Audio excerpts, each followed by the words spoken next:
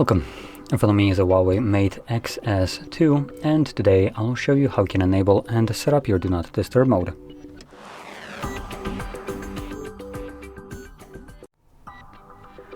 So to get started, we're gonna swipe down from the top right side of the screen and then locate the Do Not Disturb mode, which looks like it's not added by default. So we'll do that by clicking right here on this box, select Edit Switches, and I can see it already right here. When I grab it, you can see that the text above it changes, and now we can drag it above, drop it, click on Done, and we have now access to it in here.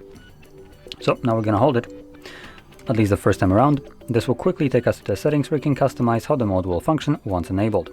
When you have gone through these settings and customized them, you can close this and you don't have to come back here again.